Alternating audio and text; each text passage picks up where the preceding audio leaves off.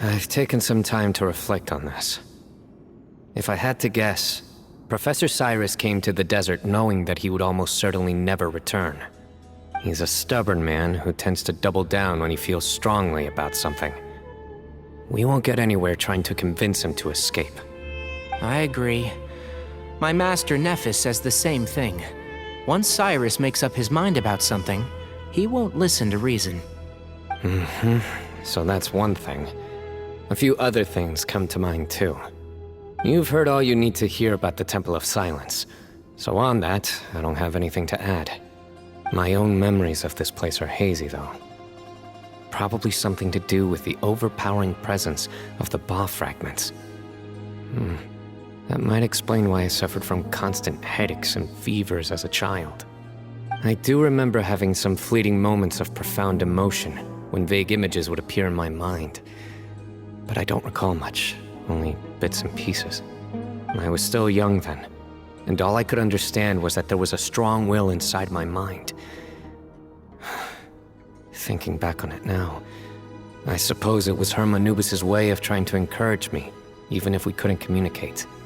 The power that came to inhabit my spirit was probably one of the cornerstones of their whole faith.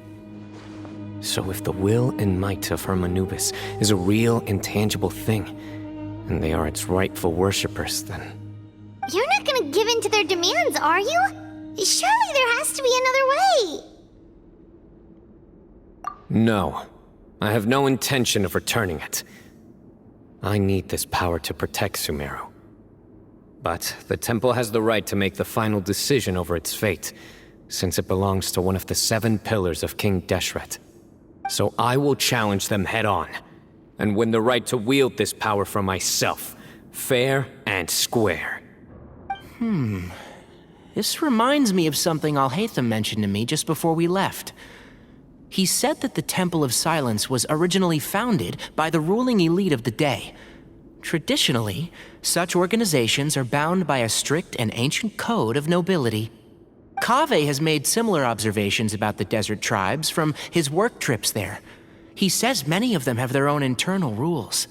They talk about the importance of never dishonoring their tribal bonds, or the rules laid down by their ancestors.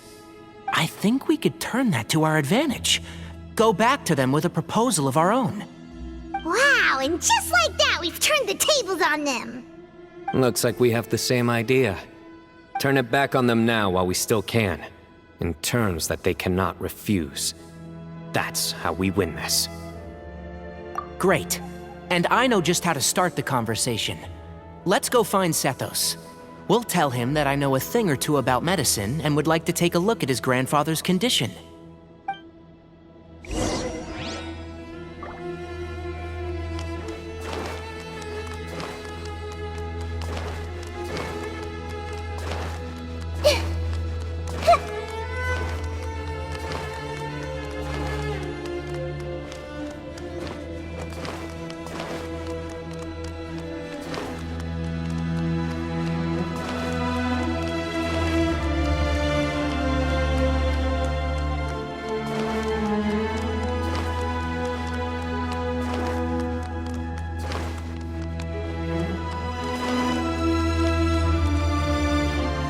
Sethos, let's talk.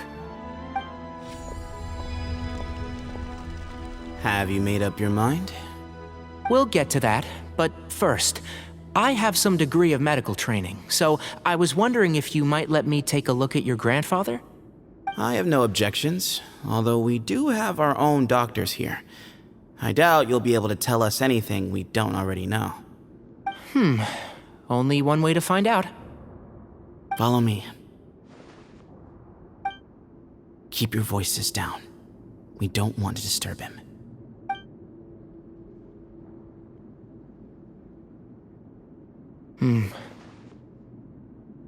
Let's talk outside. Bamoon has fallen into a deep coma, and his prognosis is quite grave. I'm sure that your physicians have come to the same conclusion. He appears to have sustained a serious injury in his youth, which has been exacerbated over the years by the heavy burden of work and now by the effects of old age. Regretfully, I must inform you that based on what I've seen with patients in a similar condition, he doesn't have long left. A few days at most. Yeah. I've known for a long time. You're his heir, aren't you? You clearly have a lot of respect for the man. But you also see things differently. You have a broader range of concerns and a more pragmatic approach. So tell me how we can end this on your terms. Let's find a way to bring all this to a resolution while Ba-Moon is still alive to see it. That's what really matters to you. I know it. Yeah, there's no time to waste here. You know that better than anyone. You know, the two of you are actually in a very similar predicament right now. Both of you have a very different perspective from the men who raised you. Right. And you didn't create this situation. They did, but somehow you've ended up having to make the tough decisions. You're right. We both look at this problem very differently than the people we inherited it from. I accept, Sino. This all began because of Hermanubis, so let's end it with the rite he himself created. Legend has it that when Hermanubis first arrived in Tuletula, he sparred with the city's residents. He and his two companions proved their mettle by fighting over several days, winning the support of many fine people. That group of supporters were some of the first members of the Temple of Silence, and the sparring matches were enshrined as one of our founding rites, the rite of duels. It's where it all began. Sounds very fitting. I'm in. As a fellow vessel of Hermanubis, your ties to the Temple of Silence run deep. So I will permit you to participate in this rite, along with your chosen companions. 3 against 3. Sounds good. However, I have some additional terms. As the challengers, you must win all 3 of your fights to win. And Sino, both of us must put our Ba fragment on the line.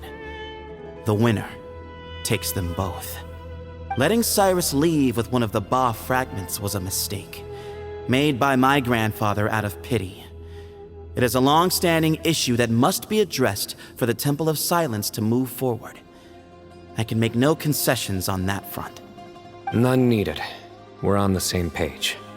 If I win, the Temple of Silence must release Cyrus, and consider this past dispute resolved.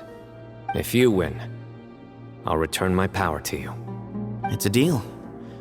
Then let's meet at the ceremonial hall tomorrow evening, 8 o'clock.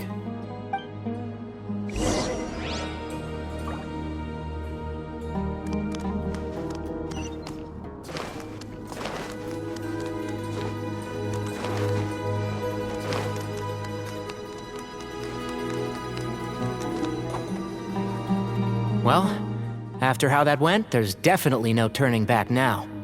There never was. Turning back hasn't been an option for me since the moment the professor slipped away to return to the desert. You have to win. You need this power, both as General Mahamatra and for yourself. Yeah, that's right.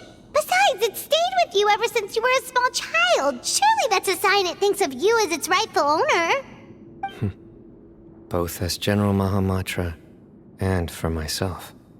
Yeah, when you put it that way, I've had to overcome a lot to tame this power and claim it for myself. Not everyone could have done that. Exactly. The Traveler and I will never lose. And neither shall I. The desert was home to an ancient and great civilization that, for a variety of reasons, fell out with the civilization of the rainforest. It's just as Dia said. Prejudice has pushed people apart. But there must be personal factors at work here too. I can't shake the feeling that Ba-Moon cares for many more things than he lets on. And I don't think that Sethos is any kind of villain. He's just doing what he thinks is best. Tomorrow, everything will be resolved.